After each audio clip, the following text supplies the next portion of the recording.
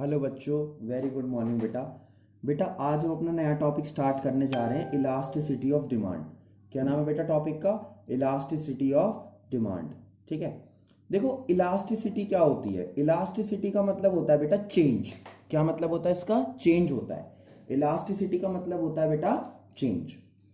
तो elasticity basically क्या है, तीन तरह की इलास्टिसिटी होती है ना। क्या होती है बेटा? तीन तरह की इलास्टिसिटी होती है। एक होती है, और हम चेंज देख किस में रहे हैं? हम चेंज देख रहे हैं बेटा डिमांड में। किस में देख रहे हैं चेंज? डिमांड में देख रहे हैं। इलास्टिसिटी मतलब चेंज, और हम चेंज किसके पॉइंट ऑफ व्यू से देखना चाह रहे हैं बेटा? डिमांड के पॉइंट ऑफ व्यू से देखना चाह रहे हैं। ठीक है, सबसे पहली होती है बेटा इनकम इलास्टिसिटी ऑफ डिमांड। देखो सिलेबस में इनकम और क्रॉस नहीं है, मगर फिर भी स्टिल मैं आपको करा दूंगा। इनकम इलास्टिसिटी ऑफ डिमांड का मतलब क्या है बेटा? जब इनकम की वजह से डिमांड में चेंज आता है। किसकी वजह से? इनकम की वजह से डिमांड में चेंज आता है, तो उसे इनकम इलास्टिसिटी ऑफ डिमांड कहते हैं। क्या कहते हैं बेटा? इनकम इलास्टिसिटी ऑफ डिमांड कहते हैं।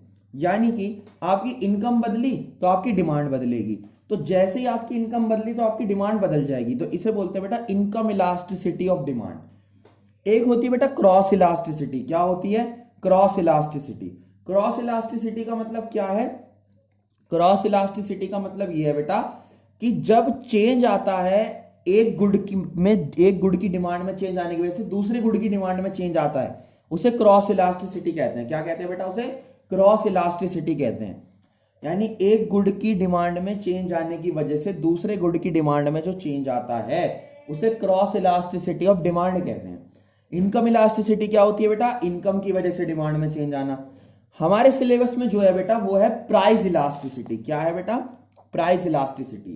प्राइस इलास्टिसिटी क्या होती है कि जब जब प्राइस बदलता है, लॉ ऑफ डिमांड कहते हैं इसे, जब जब प्राइस बदलता है तो हमारी डिमांड में चेंज आता है। सही बात है, जब जब प्राइस बदलता है तो हमारी डिमांड में चेंज आता है। ठीक बात है, बिल्कुल। यानी कि प्राइस इलास्टिसिटी ऑफ डिमांड का मतलब यह है कि it refers to the proportionate change. क्या है बेटा? प्रोपोर्शनिएट चेंज मतलब परसेंटेज का change in one factor due to other. ये तो इलास्टिसिटी था, ये तो अलग है, सॉरी।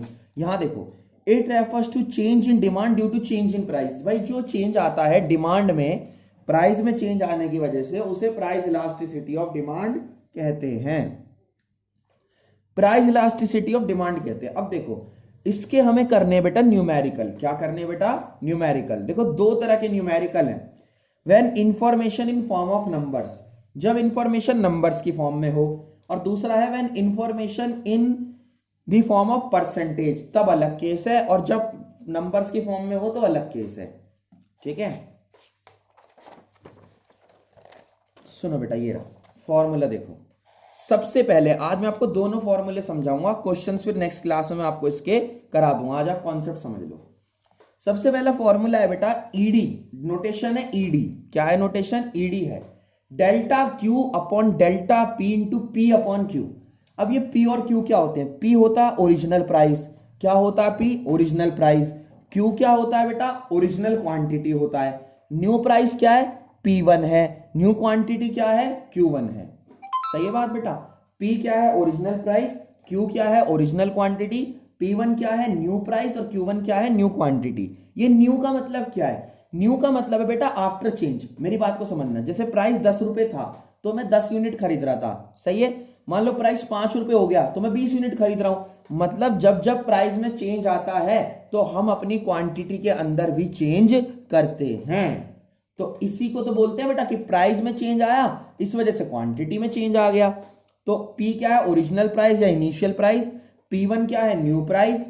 Q क्या है? Original quantity. Q1 क्या है? New quantity.